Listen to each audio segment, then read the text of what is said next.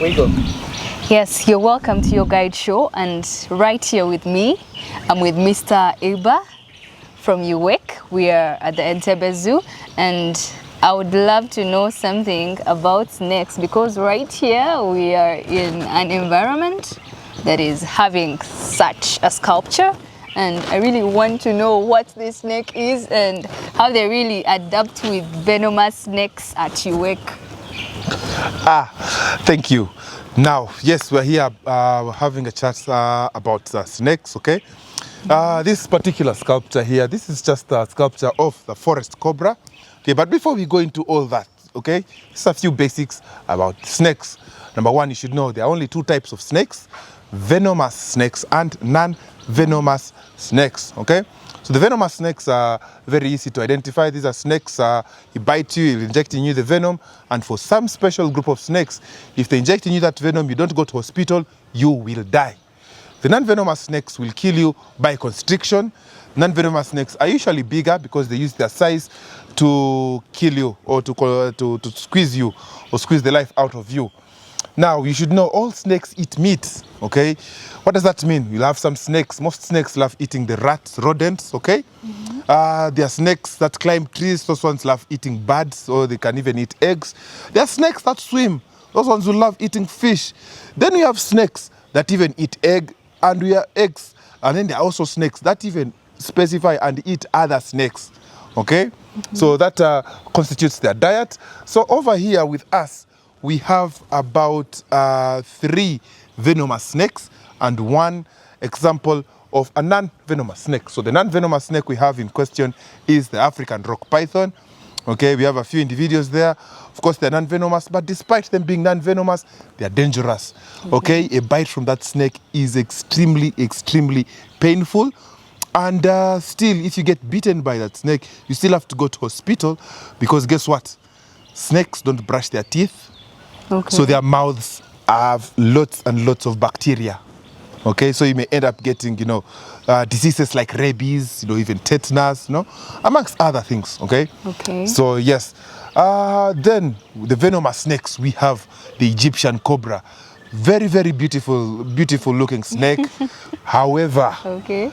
beautiful but extremely dangerous. Okay. Okay, like some women I know. Okay. Extremely dangerous, very aggressive, very, very, very aggressive, highly, highly venomous, okay? So this is a snake you usually find in the drier areas of Uganda. And usually you'll find them in the northern part of Uganda. But you come across this snake, as long as it feels threatened, this is a snake which will want to attack, okay? And this is a snake which is even known to bite you more than once. Now, we have another type of cobra. We have the forest cobra, okay? Now, the forest cobra, yes, just like the Egyptian cobra, is a venomous snake. However, the forest cobra is a bit more reserved. What do I mean? This is a snake which will give you a myriad of warnings. This is a snake which is known to even give dry bites, okay? This is a snake which can alter how much venom it puts inside you. So if it's not very annoyed, it can put in you a small dose, just for slight discomfort. And if it's very annoyed, it'll give you the proper dose. You will die, less than maybe even 2 hours, okay? But they are not known to be as aggressive as the Egyptian cobras. Both our cobras don't spit. There are other types of cobras that will spit, and when they spit the venom will go direct in your eyes. Okay, for some cobras, it can be even, you give them a distance of 3 meters and they will still pick out your eyes, okay? The third venomous snake we're going to have a chat about is the Gabon viper. Okay, this is a snake with a very easy to identify, short, fat snake, triangular head, okay? However, that triangular head is carrying or is hiding the longest fangs of any snake in the world. Their fangs can be close to 5 centimeters long, okay? Now, this snake in particular is known to be a very docile snake, okay? People have interacted with it and they even survive getting bitten, okay? That is like on the off chance. However, a bite from this snake is a serious medical emergency. If I am bitten, for example, on my hand by this viper, Okay. After I go to hospital, okay, and I'm given the anti-venom, okay, the doctor may have to cut off my hand because part of this snake's venom digests flesh. The same way the way acid will eat your flesh, that's what the venom does. And for that, there is no treatment for that.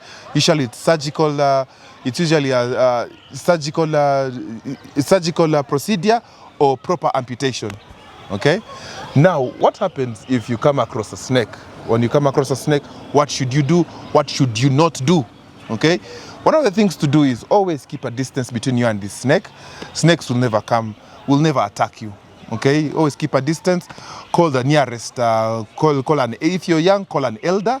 Call their snake handlers, or their people whose job it is, or pest removers. These are whose job it is to just come and remove the snakes from your, safely remove the snakes or relocate them. Okay? Never try and kill a snake, because when you're close enough to smack its head, it's also close enough to bite you. Okay, and things like that. But we should know that snakes are our friends. So you also asked, you see this environment, it's very green. Yeah. You are certain that there are some snakes around. And yes, it's true, there are some snakes around. But snakes are our friends. Snakes have a very, very important role in the ecosystem that they play. What do snakes do, you may ask yourself?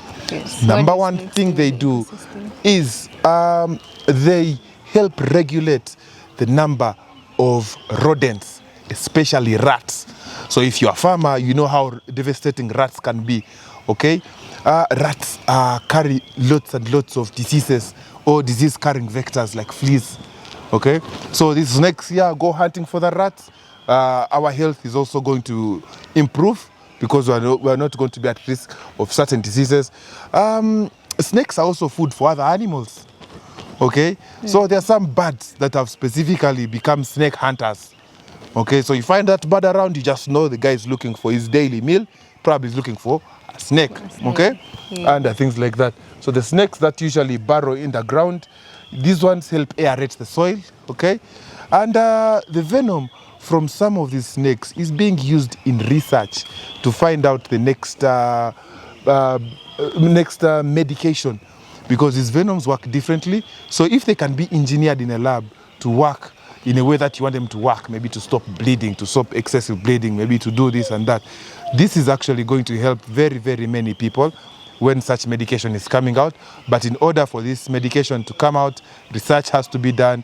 For this research to take place, we need the venom from the snakes. So without the snakes, you can't have the venom, and you can't be able to come up with this research or these medical advancements.